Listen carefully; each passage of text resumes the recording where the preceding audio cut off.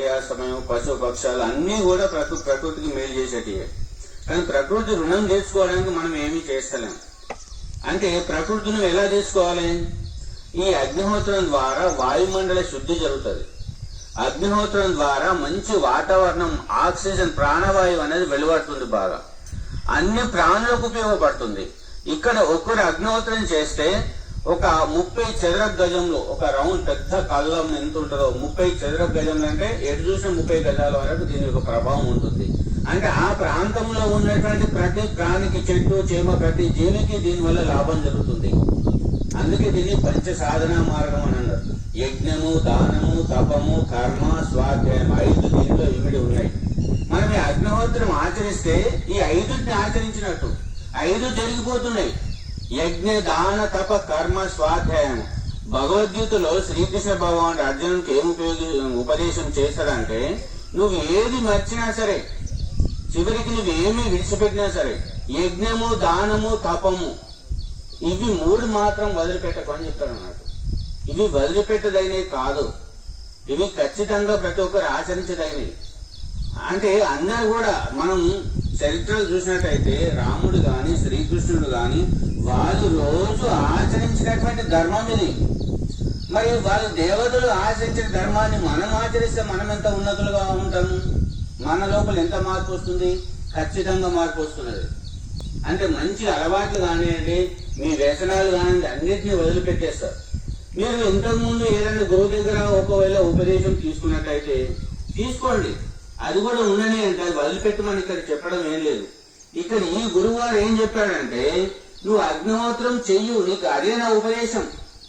అగ్నిహోత్రం మీరు ఆచరిస్తే నేను ఇంకా మీకు ప్రత్యేకించావు ఉపదేశం ఇవ్వాల్సినటువంటి అవసరం లేదు. అగ్నిహోత్రాన్ని మీరు ఆచరించండి, ఇదే నా యొక్క ఉపదేశం అంటారు. అంటే మీరు ఏ మార్గంలో ఉన్నా, ఏ గురువుకు శిష్యులుగా ఉన్నా ఉండండి, కానీ అగ్నిహోత్రం చేయండి. మీరు మీ మార్గానికి ఎలా పనిచేస్తుందంటే, ఒక బలవర్ధకమైనటువంటి టానిక్ తాగితే మీకు ఎలాంటి మంచి ఎలా అనిపిస్తుందో, ఈ అగ్నిహోత్రం చేస్తే మీ మార్గానికి, అంటే ఆధ్యాత్మిక మార్గానికి చాలా ఉన్నతంగా పనిచేస్తుంది. మనం చూస్తున్నాం, మీరు ఒక పెద్ద మనుషులు చూసినట్టయితే, అంటే నేను మా ఇంట్లో కూడా చూశాను. నేను చిన్నగా ఉన్నప్పుడు పెద్ద కుంపటి ఉంటుండే. ఆ కుంపట్లో ఆవు పిడకలు పెడుతుండే, అగ్ని ఉంటుండే. సాయంత్రం కాగానే తీసి దాని ద్వారానే దీపాలు వెలిగిస్తుండే అన్నట్టు. అది అంటే ఈ అగ్ని ఉపాసన అనేది పూర్వకాలం నుంచి జరుగుతూ ఉంది, అందరూ చేస్తున్నారు, మనం మర్చిపోయినాం అన్నట్టు. అది మర్చిపోవడం వల్లనే ఇప్పుడు చూడండి పెద్ద టౌన్లలో అయితే, ఇప్పుడు సంగారెడ్డిలో కూడా నెలకు ఒక హాస్పిటల్, 2 నెలలకు ఒక హాస్పిటల్, కొత్త హాస్పిటల్ తయారవుతున్నాయి. అంటే అన్ని హాస్పిటల్ ఉండాలని అన్నిట్లో రోగాలు కిక్కిరిసిపోతున్నారు అన్నట్టు.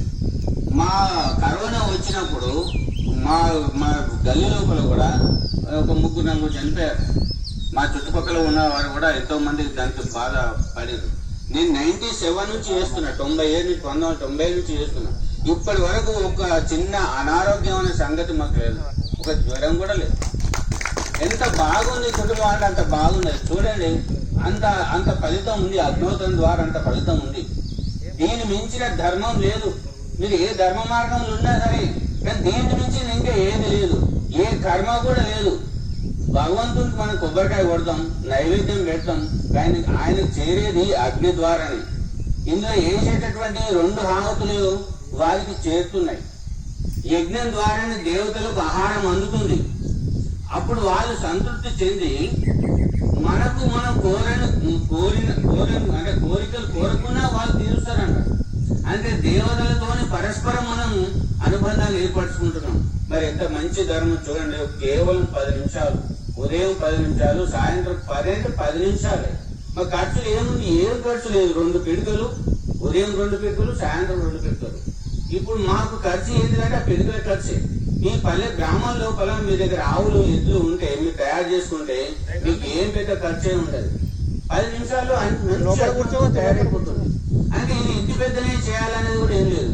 చిన్న పిల్లలు, ఈ పిల్లలు ఎవరైనా సరే వాళ్ళ దగ్గర కూర్చుని పెట్టుకుంటే వాళ్ళకు ఈ మంత్రాలు కూడా పెద్దగా ఏం లేదు. ఇంతవరకు చదివిన అన్ని చదవాల్సిన అవసరం లేదు.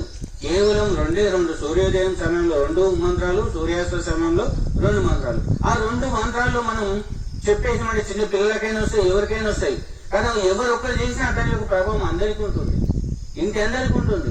అందరు కలిసి చేయాలనేది ఏం లేదు. వీలైతే అందరూ కూర్చోవాలి, కానీ ఆహుతులు ఇచ్చేది మాత్రం ఏ ఒక్కరు ఇచ్చినా సరిపోతుంది. మరి ఇంత మంచి సులభమైనటువంటి వేద ధర్మాన్ని, మూల ధర్మాన్ని, 4 వేదాలు కూడా అగ్ని ఉపాసన గురించే తెలియజేస్తున్నాయి.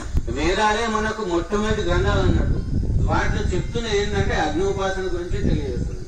మరి ఇంత మంచి దాన్ని మనం ఆచరిస్తే ఎంత బాగుంటుందంటే చాలా బాగుంటుంది. కాబట్టి మేము ఆచరించి బాగుందని చెప్పడానికే ఈ గ్రామానికి వచ్చినాము, చేసి చూపిస్తున్నాము. ఎంత సులభమైంది అనేది చేసి చూపిస్తున్నాము. ఇది మేము చేస్తామా, ఇది మాతో అవుతుందా అనేటువంటి అనుమానాలు ఏం పెట్టుకోవద్దు. ఇది దైవ కార్యం, ఈశ్వర కార్యం. ఇది మనం చేసేటటువంటి ఈశ్వర కార్యం.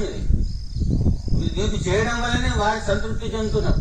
కష్టతరమైంది అనేది ఏమి అనుకోకండి, ఏం కష్టం లేదు. దీని లోపల చాలా సులభమైనటువంటి ఈ వేద ధర్మాన్ని మనం తప్పనిసరిగా 5 నియమాలు మాత్రం. సూర్యోదయము, సూర్యాస్తమయ సమయం. మీకు తెలుసు, చుక్క వచ్చినప్పుడు లేస్తే చాలా బాగుంటది, మంచి పనులన్నీ అయిపోతాయని పల్లెల్లో అంటుంటారు.